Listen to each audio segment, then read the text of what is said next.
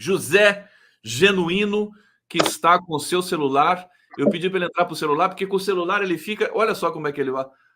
Você fica até mais bronzeado, corado, Genuíno, com o celular. Dá para ver só a cor original.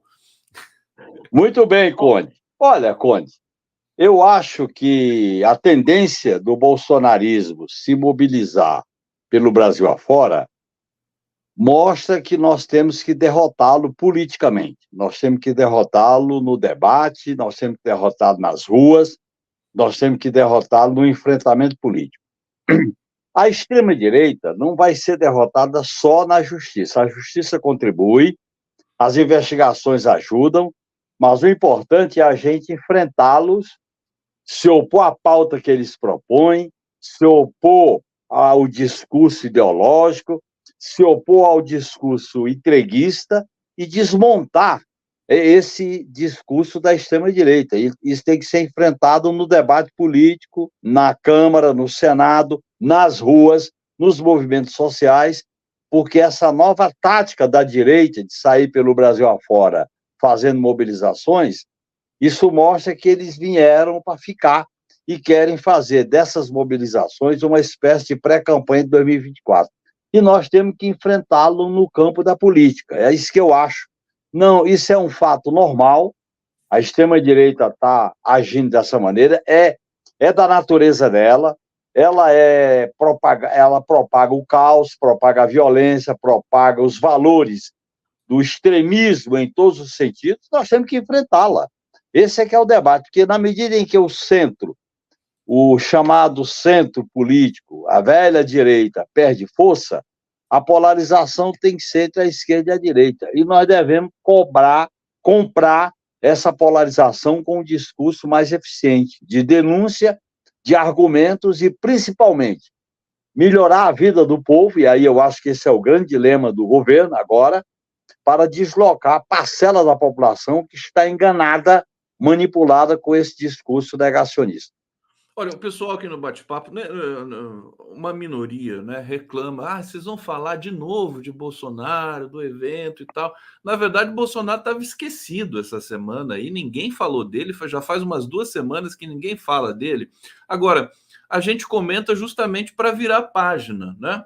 Vamos virar a página, claro, lida, né, Genuíno? E aí eu quero te perguntar o seguinte: o que você achou? Não sei se você acompanhou, se você viu algumas falas e tudo mais. Foi um evento bem menor, teve 32 mil pessoas, segundo aquela pesquisa da USP. O governo considerou pequeno o evento e nem respondeu. Olha, não cabe ao governo responder o bolsonarismo quando faz manifestação. Não cabe ao governo responder. Cabe, sim, aos partidos de esquerda avaliar, responder e enfrentar. Porque se o governo responde, dá maior importância ainda a eles, e é isso que eles querem. Eles querem que haja resposta das instituições do país. A resposta do governo é governar bem e melhorar a vida do povo.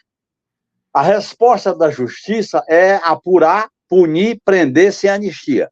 E a resposta dos partidos de esquerda é fazer o enfrentamento político da pauta negacionista, da pauta do caos, da pauta do entreguismo.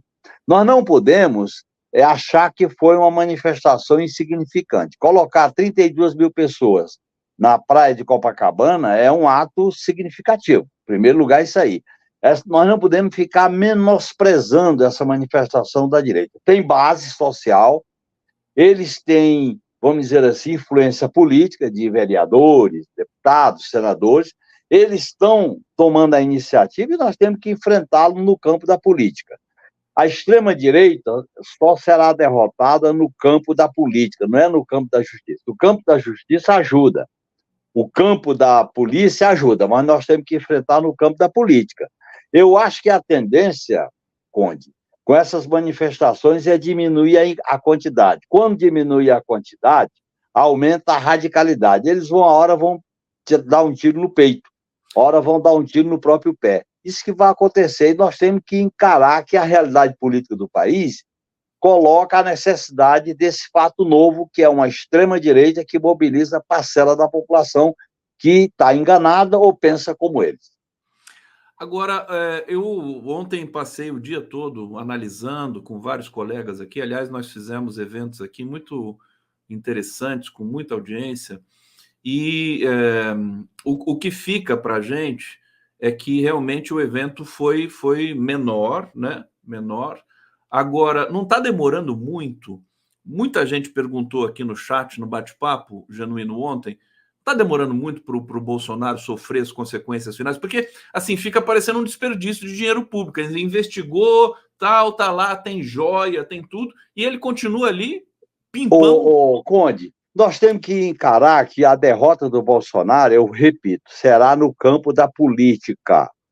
A Aham. justiça tem que fazer o processo, o devido processo legal, o contraditório, a apresentação de provas e o direito de defesa. O tempo da justiça e da investigação é um, o tempo da política é outro. Nós não podemos terceirizar a nossa aspiração de derrotar o Bolsonaro exclusivamente para o terreno da justiça e da polícia.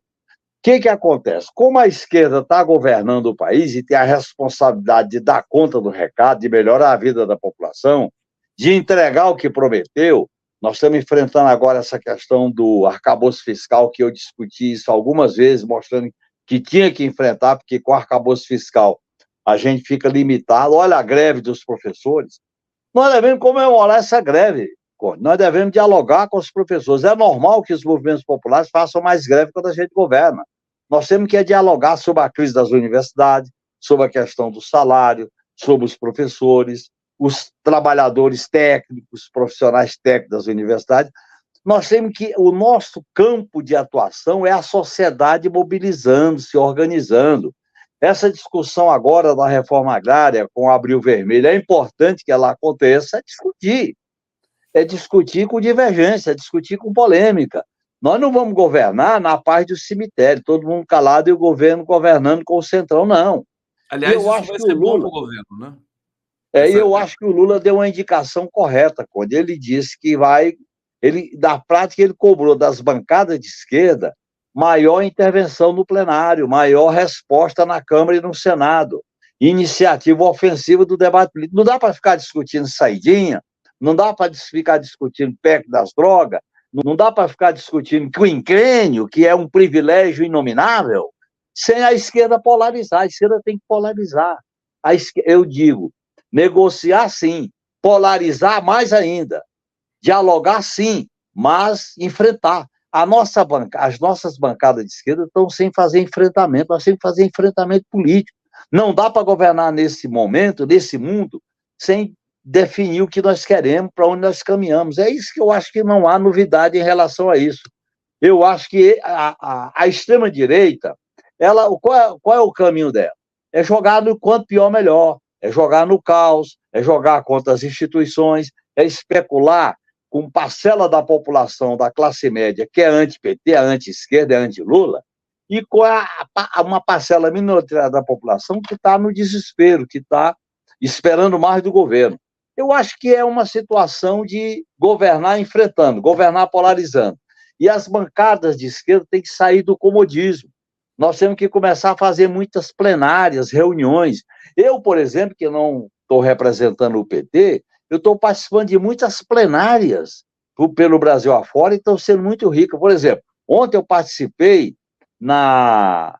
naquele espaço do movimento popular, ali do antigo centro vergueiro de apoio à luta dos trabalhadores, a Escola Paulo Freire, um debate chamado Esquerda Livre, que é um debate com as mulheres, e principalmente com as mulheres que desenvolvem autonomia, né?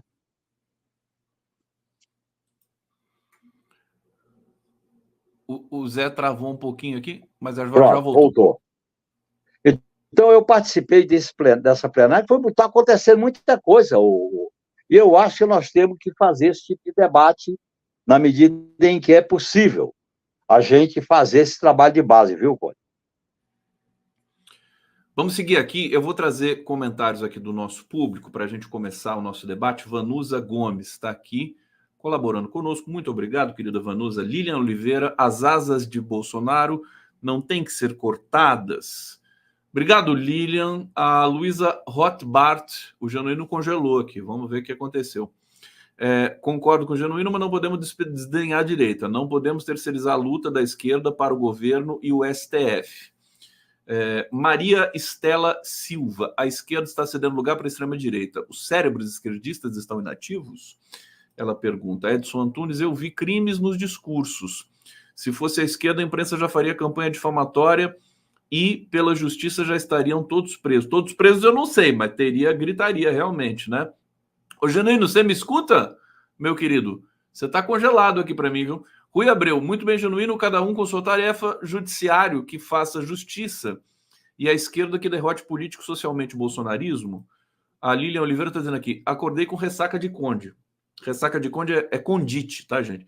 4 lives ontem e agora tome mais Conde. Que overdose isso aqui, não pode, não pode. Ainda bem que tem um Genuíno aqui para dividir comigo. Geraldo Zé Ferreira, há tempos atrás a gente tinha prazer em assistir discursos empolgantes proferidos por lideranças políticas de esquerda e até mesmo de liberais. Hoje é raro algum discurso que empolgue. A não ser o Malafaia gritando pelos cotovelos, né? Aquela coisa pavorosa ali, parece que é ameaça, né? Não é discurso, é ameaça, né? Que eles fazem ali, que fizeram em Copacabana. E é sempre uma coisa muito carente, né? Deixa eu só ler o comentário aqui do Douglas e vamos aguardar o Genuíno voltar. Genuíno, bom dia. Quando a esquerda irá enfrentar o bolsonarismo nas ruas e para defender o STF. Quando o Genuíno voltar, eu coloco de novo, querido, para ele ver isso aqui. Agora, não é uma coisa assim... É um espetáculo de carência, né? O tempo todo precisando dizer que existe, dizer que, sabe, que está sendo perseguido, que está nas 4 linhas. Não é, assim, está saturado. Eu acho que nem os bolsonaristas aguentam mais. A verdade é que eu acho que a diminuição do quórum, né, desse evento reflete um pouco a saturação desse discurso, que não se renova, é sempre atacando o Alexandre de Moraes, é sempre dizendo que as urnas eletrônicas... Não, as urnas eles não atacaram, eles disseram que é minuta do golpe, que era uma fraude, aquilo lá, que é a maior fake news do mundo, que não é minuta coisa nenhuma, que é só uma consulta do Bolsonaro. Na verdade, eles assumiram, né? Assumiram a minuta. E o Bolsonaro falou isso e o Malafaia falou isso. Está plenamente assumido que tentaram dar o golpe. Só que eles não usam o nome de minuta, que eu acho que faz a diferença. Vamos ver se o Genuíno entra aqui. Ainda a imagem não entrou. Oi. Ô, Genuíno. Estão ligando para você no celular, né? Meu celular entrou em atualização.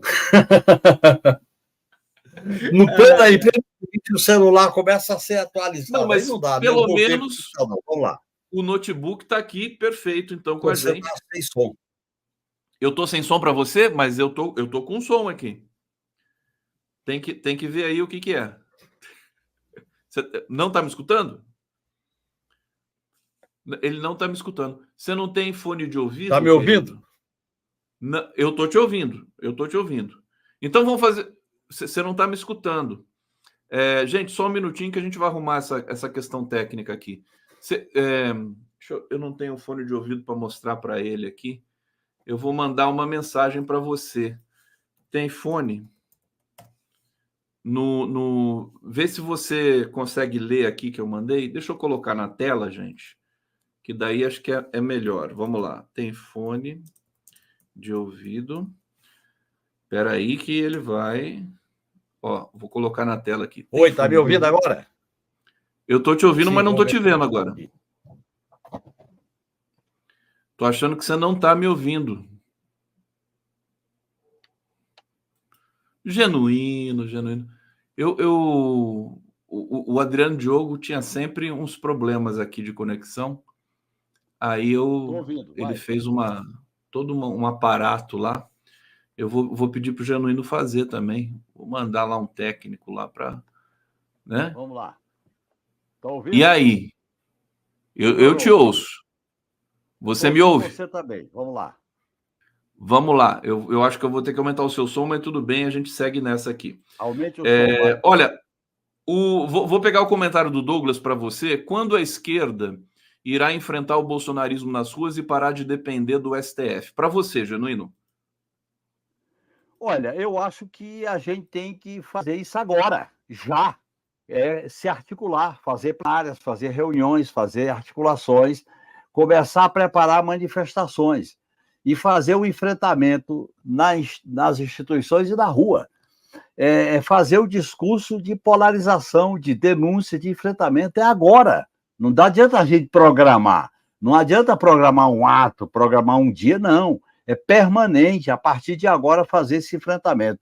Eu estava me referindo, antes do nosso problema técnico, que o governo Lula está chamando a atenção da bancada para fazer mais enfrentamento, para ir para o debate na Câmara e no Senado. Ele está correto, eu sempre disse isso desde o começo. Negociar sim, mas polarizando. Dialogar sim, mas fazendo enfrentamento. É de a cara. Aonde a gente estiver atuando, aonde a gente estiver presente, fazer esse enfrentamento, no micro e no macro. A esquerda tem a tarefa, a responsabilidade de governar. E ela tem que dar conta do recado e melhorar a vida do povo. E trazer parte da população que está enganada com a extrema-direita para o apoio ao governo. Isso é um trabalho político, é de ganhar corações e mente para esse processo. É um trabalho pedagógico, é um trabalho de influência política, de corpo a corpo junto à população. É isso que nós temos que fazer, mobilizar os movimentos, os partidos para fazer esse trabalho de rua. Então vamos repercutir um pouco aqui a situação do governo. Alguns comentaristas, analistas, estão dizendo que talvez seja o momento mais delicado entre governo e Congresso. Nós vimos hostilidades por parte do Arthur Lira, nós vimos respostas por parte do Padilha e do próprio Lula. Essa semana, tá me ouvindo, querido? Essa semana... Estou ouvindo bem. O presidente Lula vai se encontrar com Lira e Rodrigo Pacheco.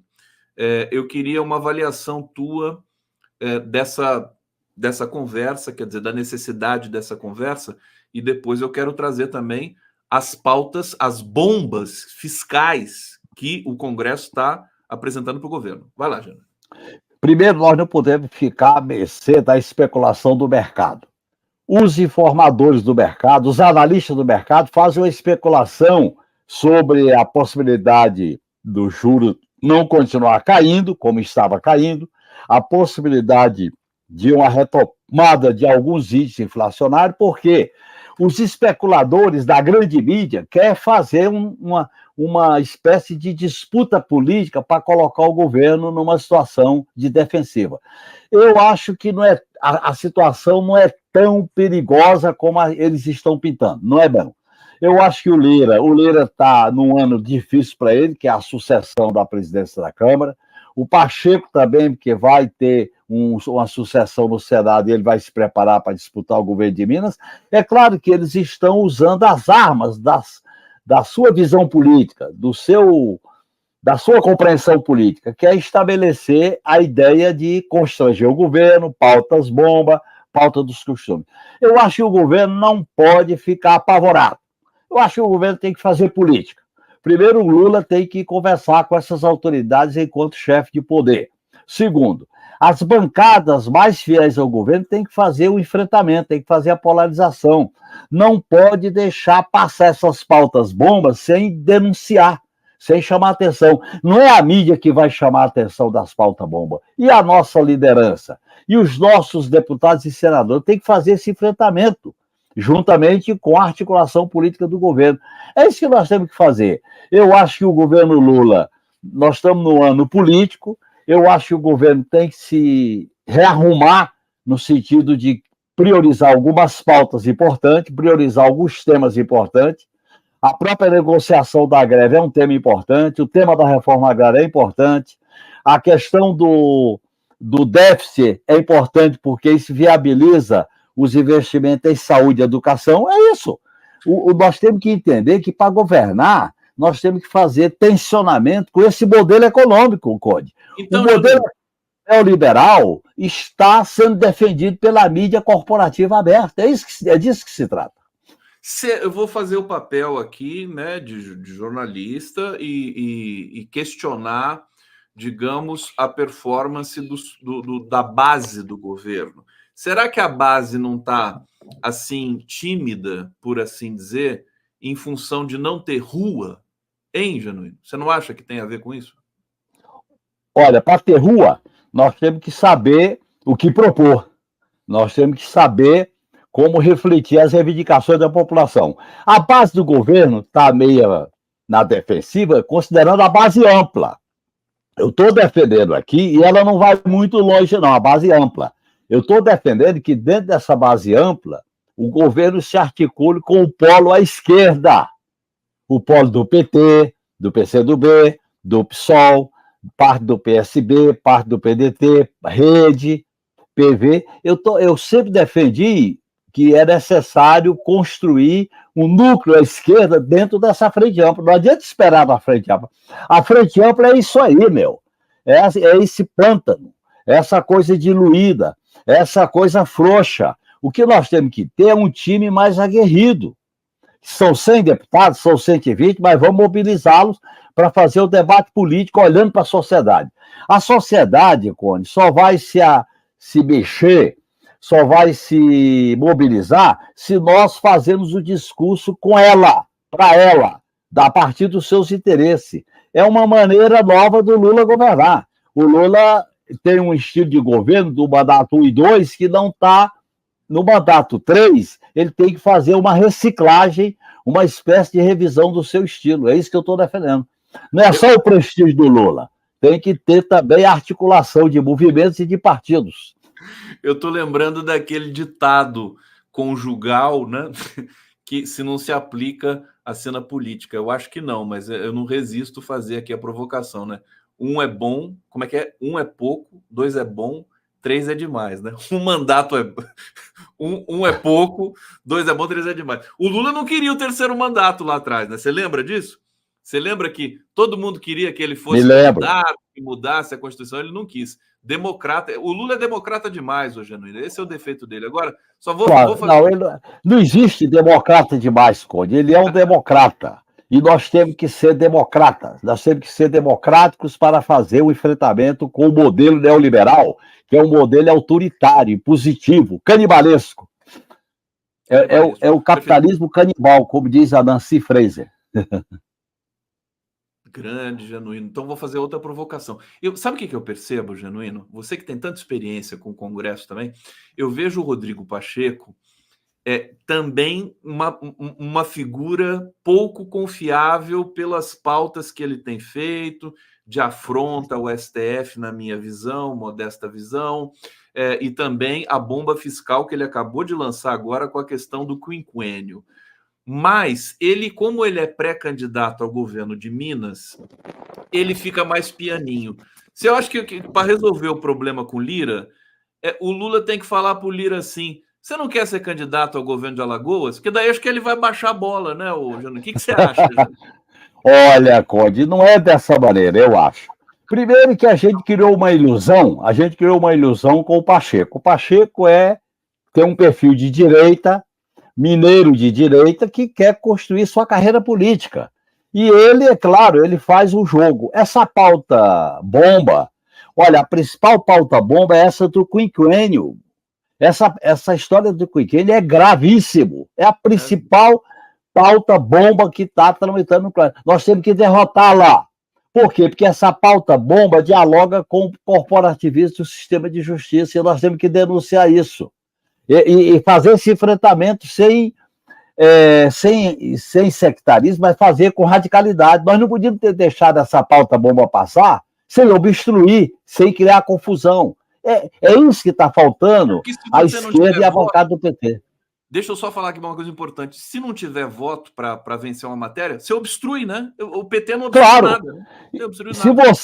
Se a obstrução é derrotada, você denuncia, você marca posição, você chama a sociedade para, olha, está faltando dinheiro para a saúde, para as universidades, está faltando dinheiro para a reforma agrária, e eles estão aprovando uma pauta para dar quinquênio para as carreiras de Estado do Judiciário e do Ministério Público. Nós temos que denunciar. Está faltando dinheiro para a segurança pública. Olha o que eles estão fazendo. Isso é nós não podemos imaginar que a aliança da Frente Ampla é só concordar com tudo dela, não. Nós temos que polarizar, nós temos que enfrentar. A bancada nossa de esquerda ficou muito cordata, ficou muito ecumênica, o jeitinho. Não adianta a gente enfrentar com esse jeitinho mineiro. Tem que fazer o debate democrático e radical, porque vai na raiz das coisas. Eu vou provocar de novo, porque hoje eu estou muito provocador, Genuíno. Estou empolgado. Eu estou vendo, meu. O fracasso da micareta do Bolsonaro, que não é bem um fracasso, mas tudo bem. Agora, me diz uma coisa, isso não é um pouco o espelho da postura do presidente Lula? O Lula não gosta de comprar briga, né? Ele gosta de cuidar bem dos aliados, sobretudo daqueles que não são do campo. Você não acha que é um pouco isso? Quer dizer, ou o Lula não tem nada a ver com isso? Eu acho que o estilo de não comprar briga não dá conta de todas as tarefas da governabilidade hoje. O Lula tem que escolher algumas brigas e comprar dialogando com a sociedade. Outras brigas, o partido dele compra. Outras brigas, a esquerda compra. Tem que. Conde, não dá para governar diante de uma crise sem comprar brigas. Tá aí, isso é o Genuíno. Genuíno, o que você achou da revisão do arcabouço que mexeu aí com o mercado, que o Haddad foi, né? Não sei se o Haddad teve uma derrota ou se ele mesmo resolveu comprar a revisão do déficit para 2025. O que você achou dessa? Olha, a revisão do arcabouço fiscal era necessária, porque nós não podemos governar sob a tutela do mercado, sob a tutela do sistema financeiro, sob a tutela do austericídio. Não dá. A gente já dizia isso. A questão das políticas sociais, a questão dos investimentos em educação, saúde, previdência, salário mínimo, é a questão primeira do nosso governo. Portanto, eu acho que o Lula agiu certo. Não dá para a gente cair numa tirania fiscal como se fosse um credo imutável. Se a gente vai por esse caminho, é o caminho da derrota. Veja o que aconteceu com Alberto Fernandes na Argentina. Foi derrotado e quem vem no lugar dele? Milei. Não dá. A doutrina neoliberal, esse capitalismo canibalesco, quer salvar juros altos, dívidas, títulos da dívida, especulação financeira. É isso que esses caras querem. A Faria Lima quer lucrar, não se preocupa com o morador de rua, com saúde, com educação. Agora, o nosso governo tem compromisso com a saúde, com a educação, com a vida das pessoas, com a reforma agrária, com a crise das universidades. É isso, moradia. Nós vamos governar, nós temos que dizer, nós vamos governar para melhorar a vida do povo, ponto final. Eu estou me lembrando daquela reunião que o Lula fez com a Faria Lima, em que ele falou dos pobres ali, e estava todo mundo unido naquele momento, porque a ameaça Bolsonaro era ruim até para Faria Lima, né?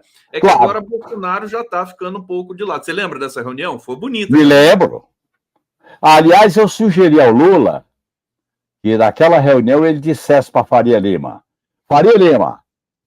vocês lucraram com o golpe, com o Bolsonaro e com o país. Eu fui perseguido, mataram minha mulher, eu não pude ver meu irmão morto, fui para o enterro humilhante do meu neto, eu já fiz de tudo, sou inocente, eu estou pagando um preço muito alto para salvar o país, e vocês vão pagar que preço? É isso, nós temos que chegar para essa... Nós temos que chegar para essa elite, Conde, nós temos que chegar para essa elite e forçar ela a ceder. Se a classe dominante não fizer concessões, não vai tirar o país da crise. E eles querem usar o charme do governo Lula para deixar as coisas como estão. Nós não podemos aceitar isso. José Genuíno, agora eu quero perguntar um pouco para você da situação do STF, né, e da perseguição, enfim, que o Alexandre de Moraes está sofrendo, né, depois do ataque do Elon Musk, a dissidência que o Luiz Roberto Barroso abriu ali no CNJ por conta da Gabriela Hart. com que olhos você está vendo o STF nesse momento? Seria perigosa uma divisão essa altura do campeonato, né? Olha, Conde, eu não tenho ilusão no sistema de justiça. Não tenho ilusão. O sistema de justiça, ele deu guarida ao lava-jatismo. E o lava-jatismo penetrou dentro dos tribunais superiores. A postura do presidente do Supremo fala por si só. E a quantidade de declarações que foram feitas ao longo do lava-jatismo. Ô, Conde, o lava-jatismo nasceu do mensalão. Vamos deixar isso claro. Portanto, eu não tenho ilusão. O que nós temos que fazer é um debate mais claro sobre o sistema de justiça. E eu acho que a gente estava muito iludido com o sistema de justiça. O Alexandre de Moraes está fazendo um trabalho correto, merece o nosso apoio. Mas nós não podemos transferir o apoio a ele para um apoio incondicional ao sistema de justiça. Veja bem o que está ocorrendo com o próprio presidente do Supremo Tribunal Federal diante daquele relatório consistente, provado, detalhado do Luiz Felipe Salomão. Isso fala por si só. Nós temos... O Brasil, Conde, tem que fazer um debate qualificado, democrático, sobre a crise do sistema de justiça, a crise das Forças Armadas, a crise do sistema eleitoral, para a gente propor reformas institucionais para o país. Se nós não mudarmos essas instituições, o país continua submetido a uma oligarquização política que ajuda o modelo econômico neoliberal. É isso que eu acho. E o presidente do Supremo falou por si só. Eu nem vou comentar o que ele falou, porque ele falou, está mais do que evidente qual é o objetivo de salvar o sistema de justiça. Olha bem, a festa de posse dessas figuras está lá todos os lava-jato, o Janot da vida, essa turma toda. É o time deles, nós não podemos ter ilusão. A esquerda não pode ter ilusão no sistema de justiça. A gente apoia as decisões corretas, a gente valoriza a decisão do Alexandre de Moraes, da Polícia Federal, mas nem 8 nem 80. Tá aí, o Barroso, muitos juristas vieram aqui do Prerrogativas e tudo mais, dizendo que o Barroso falou como advogado da Gabriela Hartz, naquela fala inicial antirritualística dele no CNJ. Genuíno, o que você achou do programa Terra da Gente, do MST, do governo para o MST? Aí nós tivemos, acho que dois assentamentos oficializados pelo governo. Está correto o caminho desse diálogo? É um começo bom, que tem que negociar com o movimento Sem Terra. As propostas do MST para a reforma agrária têm o meu apoio. O governo tem que negociar, tem que dialogar, tem que enfrentar o debate que o MST propõe. Nós temos, primeiro, manter a reforma agrária na pauta. Nesse sentido, a proposta do governo facilita fazer o debate sobre a reforma agrária. Segundo, tem que haver financiamento para a reforma agrária. Terceiro, tem que dialogar com outras instituições que a desapropriação de terras improdutivas para a reforma agrária depende de decisões do próprio sistema de justiça que a gente estava colocando aqui. Quarto, nós temos que acelerar os assentamentos, nós temos que acelerar para viabilizar a reforma agrária, que é uma grande alternativa e o país já conhece os bons resultados da luta do MST. Então, eu apoio a iniciativa do governo, mas apoio também as propostas do MST. Eu acho que tem que sentar na mesa e continuar dialogando. As políticas públicas, Conde, tem que ser fruto de um diálogo, de um debate, mesmo com divergência com os movimentos sociais. Com o MST, com os professores universitários, com os técnicos das universidades, com os estudantes, com o movimento de direitos humanos. Tem que haver negociação. O governo, ele não pode impor, ele lança um programa aberto para dialogar, para negociar com os movimentos sociais. Tá aí o Zé Genuíno aqui no 11 News. Eu quero pedir para vocês darem um like aqui na nossa transmissão, se inscreverem no canal, e vou trazer mais uma provocação aqui para o Genuíno, que eu quero saber o seguinte: aquela votação sobre os direitos dos motoristas de aplicativo foi foi tirada a urgência dessa votação. Eu sei que você acompanhou a construção desse projeto. Agora, muita gente veio dizer depois, acompanhei, entrevistei aqui o Luiz Marinho estava empolgado com esse pacote, com esse plano para os motoristas de aplicativo que não tinham nenhuma garantia, mas muito se comentou que o representante do sindicato né, não pode se chamar de sindicato porque não é uma classe assim organizada na acepção final da palavra, mas não era o representante oficial dos motoristas de aplicativo. Faltou esse diálogo com os motoristas, porque eles não têm essa representação. E aí o plano ficou, aparentemente, eles não gostaram, houve fake news também, e o projeto ficou em suspenso.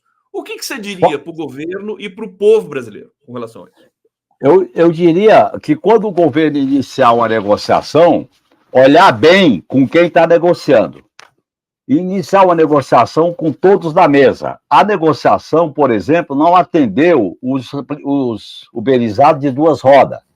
Ali há uma questão que devia ter sido melhor negociada e trabalhada, que são eles, tudo bem, eles não são registrados via CLT, mas também não são empreendedores autônomos. Eles são trabalhadores que têm que ter algum tipo de vínculo com as empresas. As empresas não podem deixar de ter qualquer vínculo com eles. Essas empresas, Conde, lucram demais. E eu acho que o governo, ao negociar, deu muita importância para as empresas. Devia ter dado mais importância para as diferentes categorias de trabalhadores uberizados e terceirizados. Eu acho que o governo tem que retomar a negociação, chamando todo mundo para a mesa, ouvindo todo mundo, ver quais são os pontos de consenso e fazer o seguinte processo. Primeiro, processual. Vamos unir aquilo que é possível e vai construindo uma unidade, sem pressa, porque é uma coisa nova, polêmica, que tem que ser bem trabalhada, porque alguns setores dos trabalhadores uberizados ficaram de fora dos benefícios do projeto.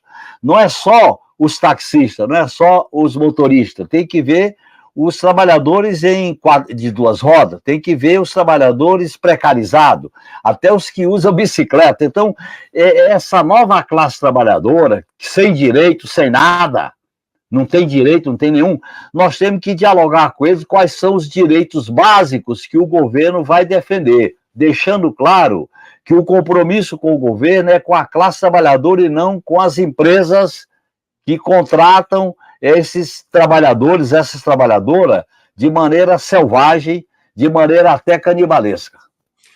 O que alguns analistas disseram, inclusive vou citar aqui o Fernando Horta, historiador, que ele leu o projeto com cuidado, o plano para os motoristas de aplicativo, era uma cópia do plano do que foi estabelecido e recusado nos Estados Unidos, redigido pela Uber praticamente. Então tem que tomar muito cuidado, né? Porque claro. Aliás, eu queria destacar para você que as críticas feitas pelo professor Ricardo Antunes, da Unicamp, são críticas procedentes que o governo devia ouvir, devia ler, devia fazer um debate mais esclarecedor para o governo não entrar em qualquer proposta que é feita. O governo tem que estar atento a aos alertas que a gente pratica aqui, né? São questões novas, né, Conde? São questões novas, são questões tudo diferente, surpreendentes. Né, Genuíno? Lógico, tudo muito diferente, nós temos que estar atento a isso. Genuíno, o meu próximo convidado, que por acaso é o Zé Eduardo Cardoso, ele ainda não chegou aqui. Você pode ficar mais um pouquinho comigo? Ou claro. Tem que sair? É bom Pode? Ficar com você, posso. Isso é o Genuíno. Então eu vou para o bate-papo aqui, Genuíno, para a gente seguir na nossa resenha aqui. Sandra Maria está aqui colaborando conosco. Edson Antunes, Fazenda Mariana em Campinas está improdutiva, aguardando a política do prefeito Saad para a construção de condomínio para gente rica. O MST a ocupou. Bom, isso é uma boa notícia, né? Quer dizer... Claro, o movimento social tem que ocupar, pressionar. Olha... Governo de esquerda tem que ser pressionado pelo movimento popular. E a pressão do movimento popular não pode apavorar os governos de esquerda. Ô, João, eu fiquei, assim, chocado quando eu li a PEC do quinquênio. Eu vou pedir para você comentar mais um pouco, que é o seguinte, quer dizer, isso é ali foi proposta, foi pautada pelo Rodrigo Pacheco, e nada mais, nada menos do que 42 bilhões, genuíno do céu. Você viu isso? Vi. Quer dizer, como é que 42 bilhões, Conde, para uma categoria que já tem salários altíssimos. O salário inicial de juiz, o salário inicial de procurador, o teto salarial do servidor público tem como base os salários dos ministros do Supremo Tribunal Federal. Um país com as condições do Brasil, um país com a péssima distribuição de renda, um país carente, um país sem investimento em segurança pública, em saúde, educação, com várias áreas precarizadas, esse corporativismo da justiça é demais, é uma falta de cerimônia. Aliás, com muita coisa que acontece hoje no Brasil e no mundo, as pessoas estão perdendo o simancol, estão perdendo a cerimônia e fazem qualquer proposta, não tem limite, porque querem consagrar o anormal. O que é o anormal? Uma categoria altamente privilegiada e uma grande quantidade da população brasileira vivendo à míngua, quando vai para o posto de saúde, quando vai matricular o filho na escola, quando vai procurar um emprego. Eu acho que está na hora da sociedade cobrar do sistema de justiça.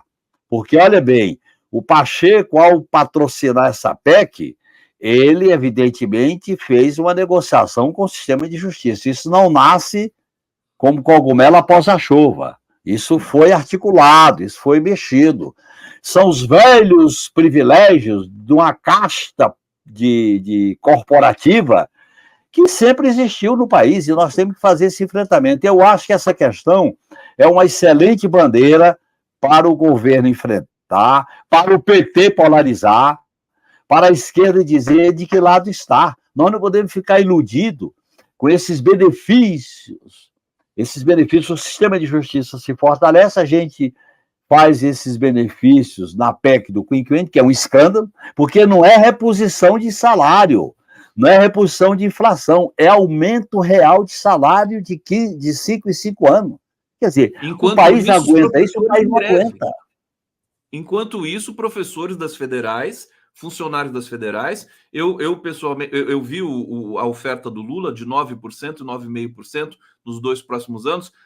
Eles estão deliberando sobre isso. Talvez essa semana a gente tenha uma retração da greve ou uma continuidade, mas é uma situação dramática, né? Imagina o Haddad vendo 42 bilhões voando por ano por um capricho do Senado. E aí, Genuíno, eu queria que você falasse o seguinte... Por um capricho por um capricho do sistema de justiça que pressiona o Senado e faz acordo com o Pacheco. Nós temos que dar nome aos bois. É sistema de justiça, Ministério Público que pressiona o Pacheco para botar essa PEC na pauta. Parece que o Lula está governando com a faca no pescoço, Genuíno. Eu me lembro dessa metáfora em outros carnavais, mas assim, se ele veta uma matéria deletéria para o país, o Congresso depois vai lá e derruba o veto. Quer dizer, é complicado viver assim, né? Claro. O que ele tem que fazer? Vetar, explicar para a sociedade por que está vetando, e aí tem que fazer o enfrentamento político. As bancadas de esquerda têm que defender o veto, e se eles derrubarem o veto, o governo tem que dizer quem é que tem a responsabilidade de consagrar privilégios inaceitáveis em detrimento de uma vida mais decente para o povo brasileiro. Isso é disputa política, é enfrentamento político. Falta dinheiro para as universidades, falta dinheiro para a reforma agrária, falta dinheiro para a saúde, para a educação, e essa corporação do sistema de justiça faz uma reivindicação para o presidente do Senado. Aproveita o presidente do Senado, que é mais mineiro, é mais jeitoso, e vai ser candidato em 2026 para patrocinar uma PEC que é um escândalo. Essa PEC fere o decoro do Poder Judiciário. É disso que se trata, Conde. Nós temos que fazer um enfrentamento amplo, geral e restrito. Tem que fazer esse debate. Eu acho que está, nesse sentido, não é difícil para a base se mobilizar, porque é um assunto que não tem popularidade, né, Genuíno? A reajuste, se a base se afasta de um debate, por exemplo, como das saidinhas, que tem um discurso, ainda que equivocado, que é popular, a gente pode até entender com muitas restrições. Mas um caso como esse, quer dizer, não tem popularidade. As pessoas não estão celebrando o quinquênio para o judiciário. Não existe isso. Ô, Conte, nós não podemos ir para um debate só se a opinião pública está do nosso lado. Nós temos que aproveitar a causa, se é justa, para esclarecer a opinião pública. Segundo, capitalizar quando a causa é evidente a injustiça dela, como essa do quinquênio. Como nós temos que ir para o debate sobre a emenda constitucional que vai encher os presídios de gente pobre, negra, por causa do porte de pequenas quantidades de droga. Eu assino embaixo a declaração do líder do PT no Senado, porque ele denunciou que essa emenda constitucional das drogas ela é racista, ela é da exclusão social, ela é da penalização da população jovem, pobre e negra. E é disso que se trata. Então, mesmo que a gente perca no debate político, a gente tem que explicar para ganhar depois. A gente acumula, a gente caminha, a gente vai crescendo na influência política. Do jeito que as coisas estão, se acomodar é o pior dos mundos. Tá aí, vamos seguir aqui no 11 News. A Mari Lula Segatti está aqui. Conde, cadê meu beijo? Eu mando um beijo para você. Um beijo para você. O Genuíno vai mandar também. Manda um beijo para Mari Lula Segatti. Um grande beijo, Marilula Segatti. Muito obrigado pelo seu link, por você estar acompanhando o nosso debate aqui. Maravilha ter a companhia de vocês. É um público tão afetuoso, carinhoso. Edson Antunes, o dinheiro público é uma festa. Verbas para juízes. O Genuíno, sempre que eu converso com o Luiz Nassif, jornalista, que eu sei que você tem muito apreço por ele também, ele diz que falta um projeto. Né, esse projeto para o governo Lula para que ele possa organizar melhor o governo e que a falta desse, digamos, eixo temático é uma das razões para ainda você ver desarticulação, né? Um diz uma coisa, outro diz outra coisa e tudo mais. Como é que vocês resolviam isso na época em que você era deputado, estava próximo ali, muito próximo do presidente Lula? Olha, os eixos temáticos devem compor um projeto de futuro. Quando a política perde a ideia de futuro, de mudar o status quo, de mudar a situação, ela fica só administrando curativo nas feridas, com band-aid e com esparadrapo. Não resolve. Você tem que saber qual é o caminho, para onde você leva a disputa política, qual é o objetivo que vai justificar essa ou aquela aliança. E principalmente hoje, principalmente nas condições de hoje, que eu acho que nós não resolvemos bem essa questão no passado, como envolver a sociedade numa governabilidade transformadora. Numa governabilidade que você tensiona, que você estabelece uma pauta de negociação. Essa pauta de negociação não é todo mundo concordar com o governo. É também o debate, a divergência, a polêmica que você faz entre os movimentos e o governo. Eu acho que o Brasil está amadurecendo as condições para um outro momento da governabilidade do país. Eu acho que o Brasil está explicitando a pauta. Por exemplo, reforma no sistema de justiça, reforma na segurança pública, reforma nas Forças Armadas, reforma nas políticas públicas, com financiamento, reforma na criação de emprego, na nova política de industrialização do país, reforma na presença do Brasil no mundo. Eu acho que são vários temas que dão sentido a um projeto democrático e popular que, no meu modo de entender, tem que ter como alvo principal enfrentar a direita, mas também se opor ao credo neoliberal, ao catecismo da tirania fiscal, ao catecismo das privatizações, ao catecismo da hegemonia do capital financeiro. Agora eu quero entrar contigo, Genuíno, se você me permite avançar mais um pouco aqui, porque o Zé Eduardo acho que não claro. vai dar algum problema. Eleições municipais, eu sei o quanto você está envolvido, né, em todos os sentidos com a eleição do Boulos em São Paulo, me corrija se eu estiver enganado.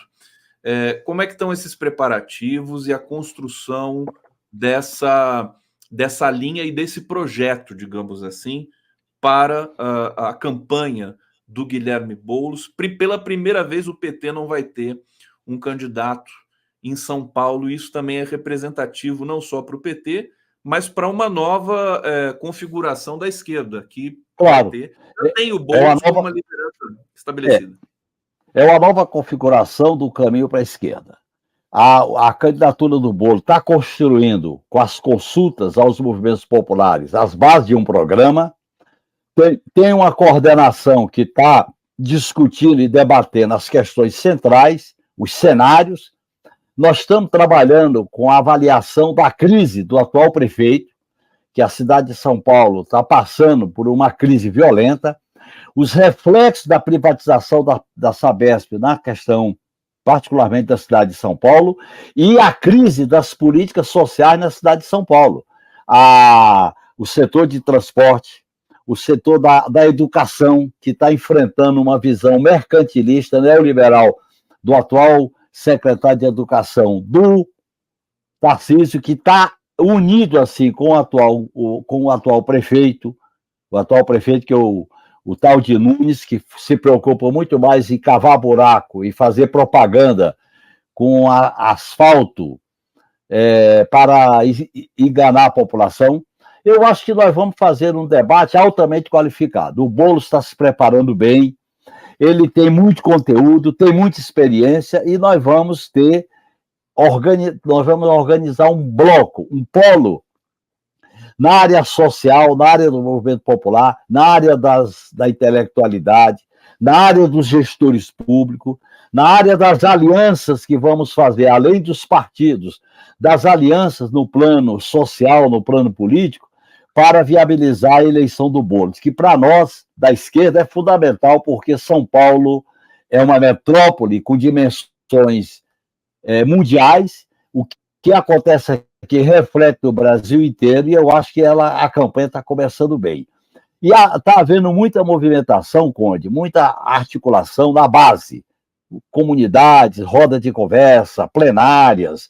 Está havendo uma mobilização da base militante, que quando a campanha começar, essa base militante vai fazer a diferença. Não é só a campanha nos meios de comunicação, não é só a campanha nos debates, é também a campanha de ocupar espaço, de fazer a discussão política de baixo para cima, que eu acho que a campanha do Boulos representa isso muito bem.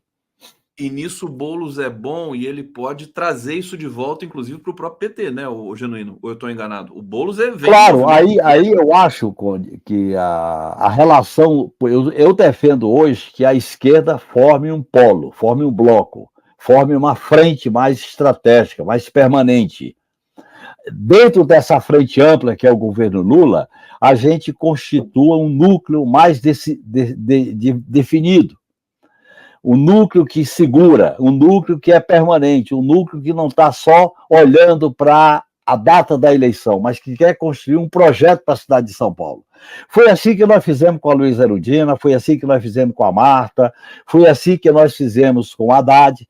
Eu acho que a candidatura do Boulos pode representar esse grande salto no preenchimento desse vazio político, desse desânimo, dessa falta de perspectiva que está atingindo muitos militantes, companheiros e companheiras que está, vamos dizer assim, diante de uma certa impotência, diante de um certo medo. Eu acho que a campanha tem que ser articuladora de uma alternativa que pode ser viável pelo processo eleitoral. Agora, qualquer alternativa de governo nesses moldes tem que contar com a sociedade. E eu acho que a candidatura do Boulos tem um lastro, tem uma pegada na sociedade muito positiva. Então vamos falar um pouco, Genuíno, da situação, do contexto aqui em São Paulo. Isso significa falar um pouco de Tarcísio de Freitas, mas antes falar do Ricardo Nunes. Como é que você está avaliando, não as pesquisas estão dando empate técnico entre Nunes e Boulos, com a Tabata ali em terceiro lugar, com uma performance forte da Tabata, diga-se de passagem, na minha visão. Agora, o Ricardo Nunes, com o governo que ele faz, com o contexto em que ele trabalha, com as pressões que ele sofre, inclusive da ala bolsonarista, qual projeção que você faz da performance dele e do debate que pode acontecer com o Guilherme Boulos? Olha, é a polarização principal. Quando a campanha começar, essa polarização vai dominar o debate. Eu acho que São Paulo não tem espaço para uma espécie de terceira via, representado pela Tabata. E eu acho que essa polarização contra o Ricardo Nunes, contra os projetos do Tarcísio de Freitas, na área da segurança, na área das privatizações, na área da crise da educação, da própria crise da saúde, nós vamos fazer um enfrentamento polarizado e politizado. Eu acho que é esse enfrentamento que vai dar a tônica da eleição em São Paulo. A candidatura da Tabata, ela tem legitimidade para ser candidata, ela tem um perfil para ser candidata, nós temos que respeitá-la, mas é a disputa política que vai dar o tom de quem vai para o segundo turno. Eu acho que essa polarização será bem-vinda, uma polarização democrática, clara, evidente, que não é aquele pântano da terceira via, não é aquela, vamos dizer assim, aquela coisa diluída do muro da terceira via. E eu acho que a campanha eleitoral, quando ela começar, a própria crise vai indicar as polarizações da campanha eleitoral, viu, Conde? E eu acho que essa polarização vai ser principalmente entre Boulos e Ricardo Nunes. Crise, que crise, Jéssica? Qual das crises você está falando? Todas elas. A crise econômica, a crise social, a crise política, a crise da falta de perspectiva, a crise ecológica, a crise energética. Olha a crise energética em São Paulo. Olha a crise energética em São Paulo. Olha a crise das privatizações do setor elétrico em São Paulo. Olha a crise da segurança pública, que não foi resolvida com a militarização da Guarda Municipal. Né? Olha a crise com o problema dos moradores de rua. Olha a crise com o sistema educacional, com esse secretário que impõe um modelo de educação que vai favorecer aquela educação manipulada, a educação orientada pela tecnologia apenas, pelo ensino à distância. Nós vamos ter que fazer esse debate. É um novo modelo de políticas públicas para São Paulo. Eu acho que essa crise, diante de uma crise desse tamanho, São Paulo é o epicentro dessa crise. E nós temos que apresentar, com a candidatura do Boulos, uma alternativa para enfrentá-la. Não adianta a gente fazer uma campanha eleitoral água com açúcar, não adianta fazer uma campanha eleitoral apenas falando dos problemas de maneira de passagem. Nós temos que aprofundar o diagnóstico e as soluções para resolver a crise. José Genuíno, vamos avançar mais um pouquinho aqui, e eu continuo pedindo vênia e licença para o meu querido, admirado Zé Genuíno, para a gente avançar um pouco mais, e pela expressão dele eu posso fazer isso, né, Genuíno? Mais 10 minutos. Eu gosto de debater, eu gosto de dialogar. Viu? Pode ir. Não, é porque às vezes você tem algum compromisso, alguma coisa, então eu tenho que tomar todo cuidado com isso aqui. Então, vamos lá para uma percepção que eu quero dividir contigo, Genuíno, que é o seguinte: o Tarcísio de Freitas, governador de São Paulo, a despeito de todo o drama, né, dele não ser uma figura que morasse em São Paulo, dele ser do Rio de Janeiro, dele ser bolsonarista, me parece que agora o governo dele está se tornando idêntico ao governo Bolsonaro. Né? Ele tinha algumas diferenças, mas agora me parece idêntico. Até porque ele chama para secretarias exilados do governo Bolsonaro. Mas por que eu estou dizendo isso? Porque ele está assediando a TV Cultura, porque ele mudou toda a cúpula da Polícia Militar do Estado de São Paulo, porque ele vai privatizar a Sabesp, enfim, por várias... A sucatia da Polícia Civil, a Polícia Civil está sucateada. Exatamente, ele colocou a Polícia Civil contra a Polícia Militar, porque ele está dando autoridade para a Polícia Militar também fazer investigação. Eu quero uma avaliação tua do papel do Tarcísio e do que a oposição aqui em São Paulo como a oposição deve proceder. A oposição em São Paulo é aguerrida. Eu acho que ela é mais forte do que a de Brasília. São Paulo sempre teve uma classe dominante extremamente reacionária e conservadora.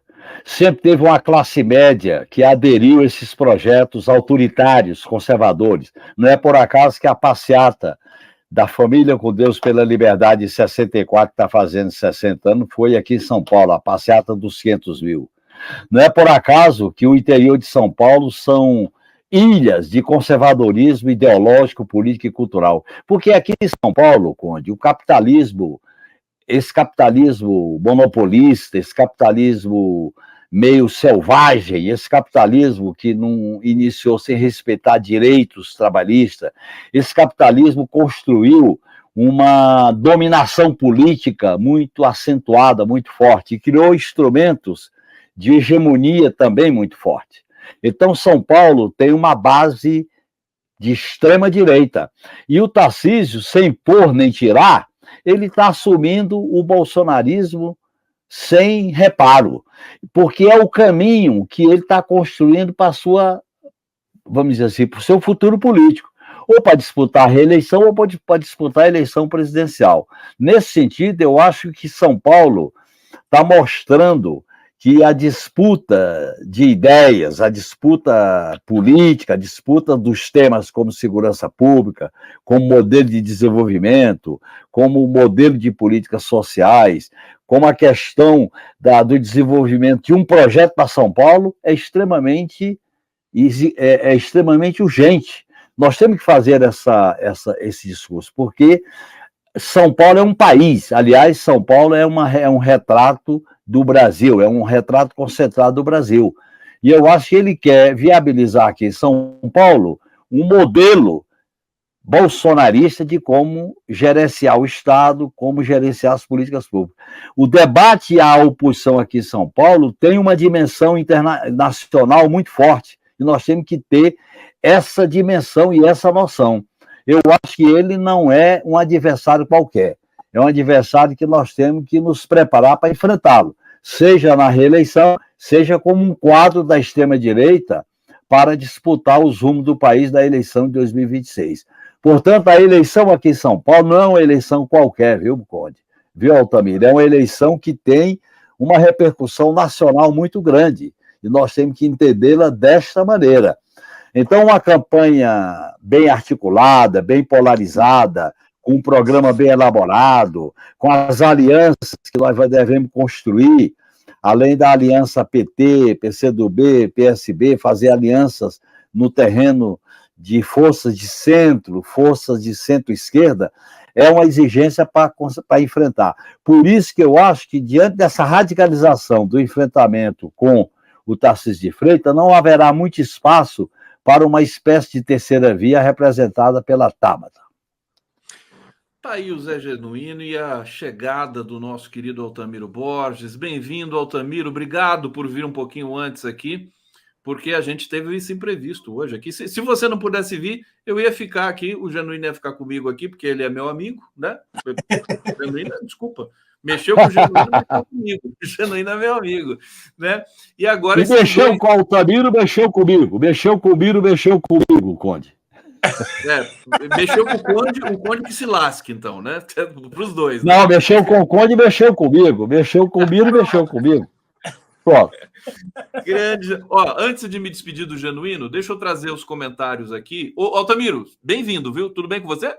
Tudo tranquilinho. Tranquilinho.